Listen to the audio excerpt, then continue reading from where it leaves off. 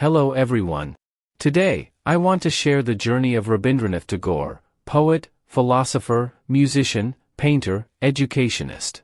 Listen story to improve your English.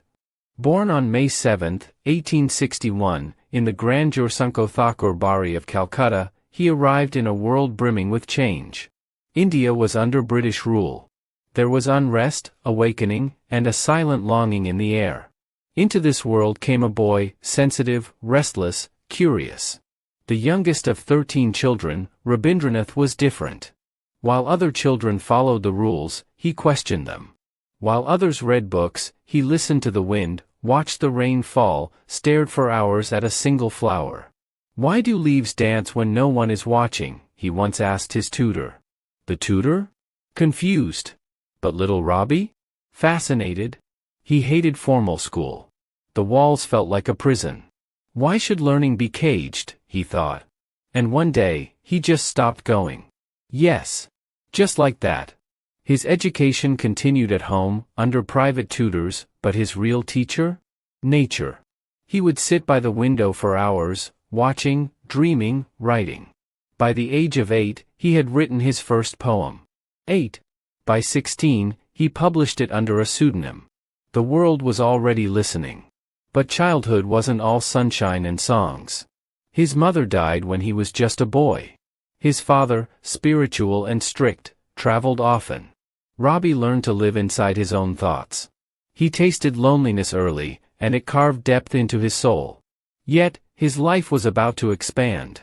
In 1878, Tagore went to England. The idea? To become a barrister. Law school? Really? Robbie tried. He did. But his heart? It beat to a different rhythm. He wandered the streets of London, absorbing music, architecture, literature. The fog, the lamplight, the cobbled alleys, they all whispered verses to him. "I don't want to memorize laws," he wrote in a letter. "I want to write life." He returned to India in 1880 without a degree, but with a fire in his soul. The fire of poetry, of purpose. Then, marriage. At just 22, he wed Mrinalini Devi, only 10 at the time. The marriage, though traditional, would become tender and warm. They would have 5 children. But fate? Cruel. 2 of them died young. And Mrinalini too, passed away early. How much grief can one heart carry? Yet, from that pain, came some of his most profound works. He wrote with tears in his ink. His poems? They bled beauty, joy, loss, hope. In 1901, seeking peace, he moved to a quiet town called Shantiniketan. There, under the vast sky and ancient trees, he built a school, Visva Bharati. Not just a school, a sanctuary. No walls, he said. Let the children learn from the wind, from the soil, from the stars. Teachers taught under trees. Music, art, literature, were given equal place as science and math. Revolutionary? Yes. Impossible? No. He made it real. And then, the world turned its eyes toward him. In 1913, Rabindranath Tagore became the first non-European to win the Nobel Prize for Literature, for Gitanjali, a collection of soul-stirring poems. What a moment! A Bengali bard, a colonial subject, stood on the global stage. The world listened, and wept, with his words.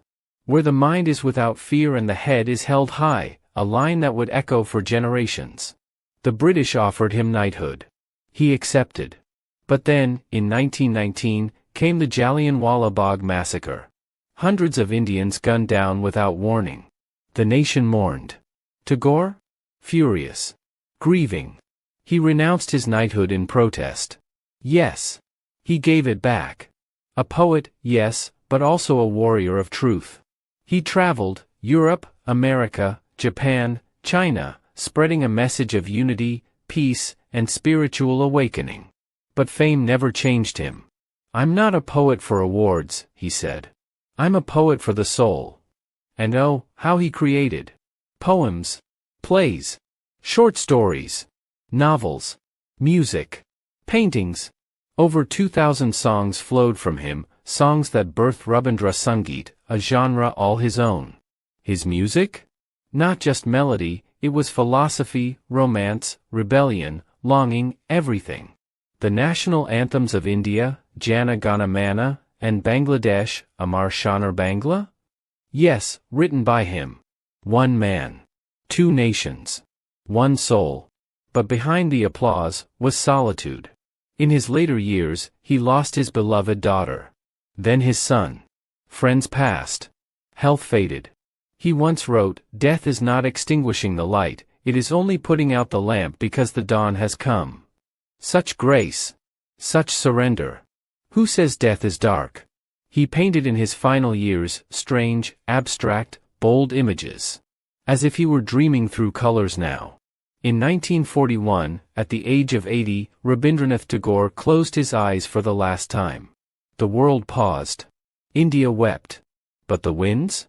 They sang. The rivers? Whispered his name. Even the trees in Shantiniketan seemed to bow. He had not died, he had become.